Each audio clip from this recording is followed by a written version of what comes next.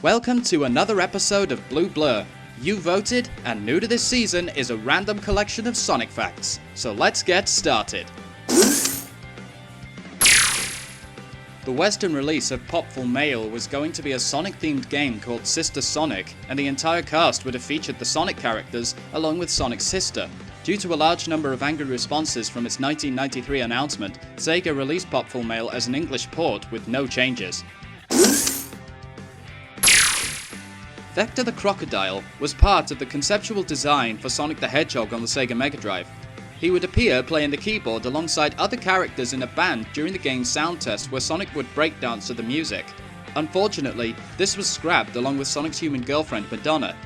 Vector would later show up in Knuckles Chaotix as a playable character and reappear later in Sonic Heroes alongside Espio the Chameleon and Charmy Bee. Despite having an official birth date, June 23rd, and a few non-canonical birth dates such as Christmas and Boxing Day, Sonic has never aged. He has remained 15 years old, even in Sonic Generations where he had a birthday party.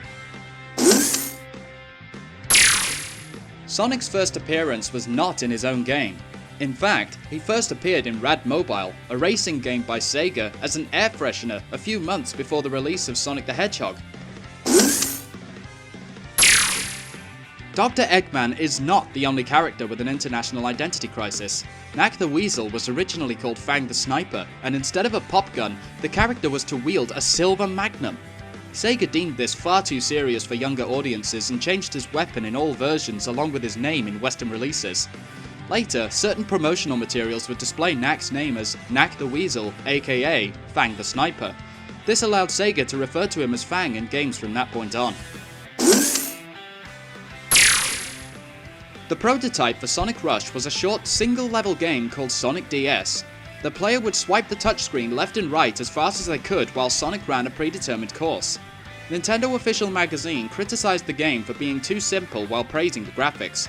Soon after, the demo was discarded and Sega began work on Sonic Rush. In Sonic the Hedgehog 2006, Shadow is seen removing his inhibitor rings, which increases Shadow's overall power output, but at the risk of overexerting himself. This was an idea carried over from Sonic X and is seen in the Shadow Saga finale.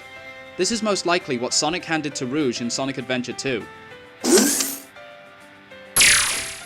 Only 3 of the 6 Sonic animations have been officially produced by Sega.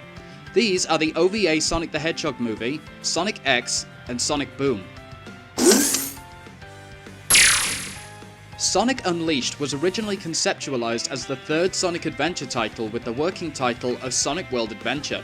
However, the development team began to introduce enough new innovations to separate it from the adventure titles, so they decided to rename it Sonic Unleashed overseas, whereas in Japan, it would remain as Sonic World Adventure.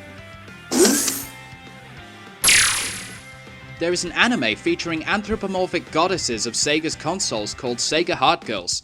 The series follows 3 such girls, Dreamcast, Sega Saturn, and Mega Drive, who must graduate from Seihagaga Academy, a special school located in Haneda, Tokyo, by venturing into the worlds of various Sega games and earning medals. One of these games was Sonic the Hedgehog.